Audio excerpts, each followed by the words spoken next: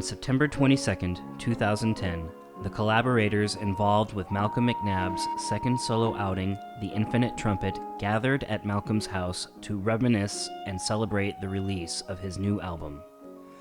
In attendance was famed Hollywood trumpeter Malcolm McNab, his wife Ildiko, Ayke Agus, accompanist and personal assistant to Jascha Heifetz, also the author of Heifetz As I Knew Him, famed studio session trumpeter and producer Gary Grant, and Tom Nickosey, who has created some of the most identifiable logos, posters, album covers, and other goods for some of the most recognizable brands in the world. I was so surprised that you were game to do that, because you're such a revered pianist. And I can't tell you how many times that Malcolm and I both said your names with so much praise when we were mixing the record and how fantastic it was. But your influence on the record and your musicianship and what you brought to the table. The reason why I took on this challenge, besides the fact that, both of you have, amongst the community, the musical community, have,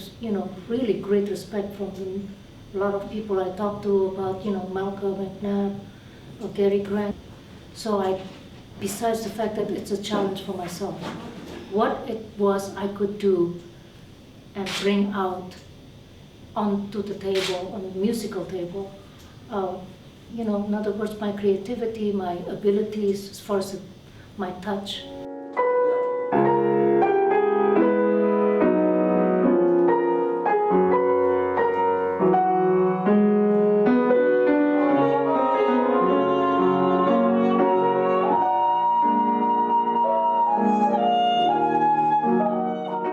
Basically, she knows how this music's supposed to go, because she is a violinist as well as a pianist, and she got it, so to speak, from the horse's mouth. She spent most of the time with one of the greatest soloists of all time.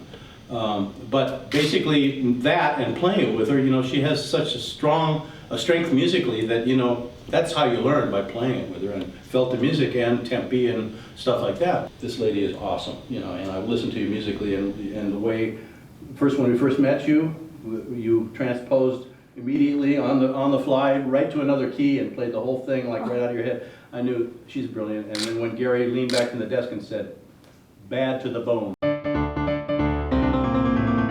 Well, your title, The Infinite Trumpet, automatically brought images to my mind, obviously.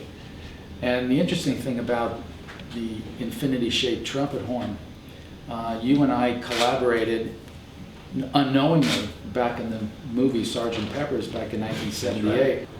And when you said Infinite Trumpet, the heart-shaped trumpet for Sgt. Pepper's Lonely Hearts Club Band, and then the Infinite Trumpet for you, but then there had to be an extra element in yours, because when you explained to me what you were about to do with the music, the trumpet really not existing as a full-on instrument back in the Romantic period, and that you were replacing your violin parts with a trumpet. I was putting two and two together, and I said it has to be, the Infinite Trumpet image has to be set in a romantic atmosphere.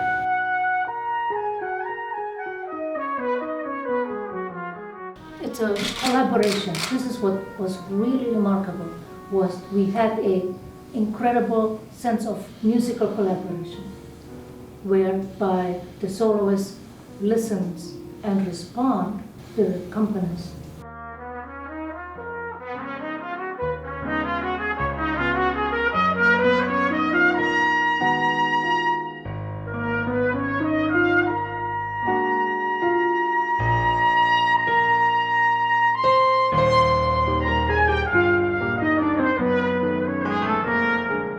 At times, I swear to you, like as if he was playing a string instrument, except it was doing it with his breath. And his adaptability, just by listening to the way the accompaniment was going, he was just adapting to it.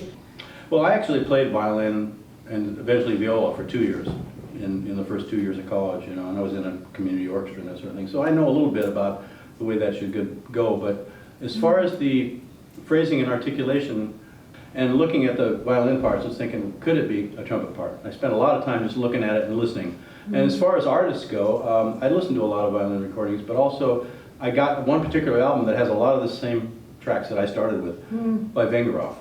And I think the strength that he played with, that's what sort of made me realize that these could be trumpet pieces. Because when I heard, I said, it's trumpetistic.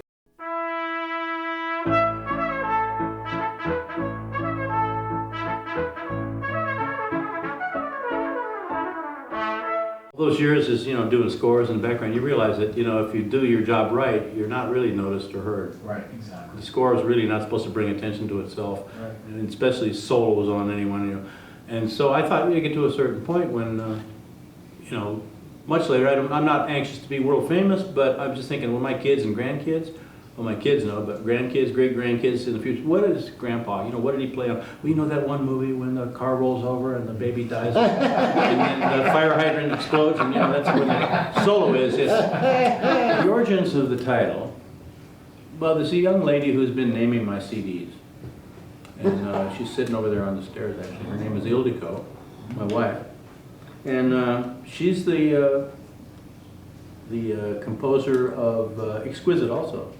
She's the one that came up with that, the one-word title, and we were looking sort of for something that was to the point, and short, and we realized that maybe we ran out of one words, but we started thinking about different words and like infinite, infinity and stuff, and of course you have to search out there and see who else has used things. But the idea of infinite trumpet, the trumpet infinite or the infinite whatever, but those string of words had not been used. I had a thought just now, with your experience and years with Jascha Heifetz, the great soloist, what do you think he would have thought of this, of a trumpet playing violin music? I think he would. Would have been on board, you think? Yeah, absolutely. Oh, he would be really, definitely. He would think that you're crazy.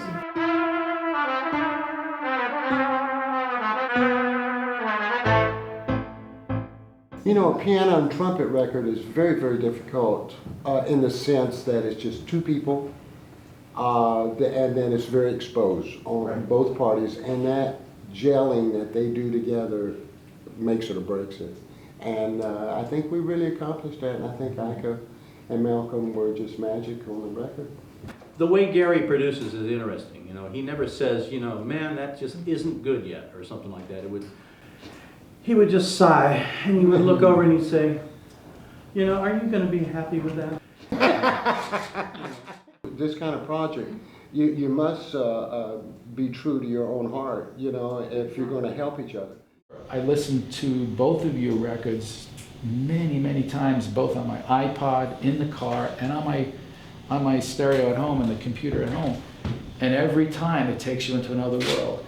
The Infinite Trumpet, you're somewhere in Europe 100 years ago. You get lost into that environment, into that cathedral,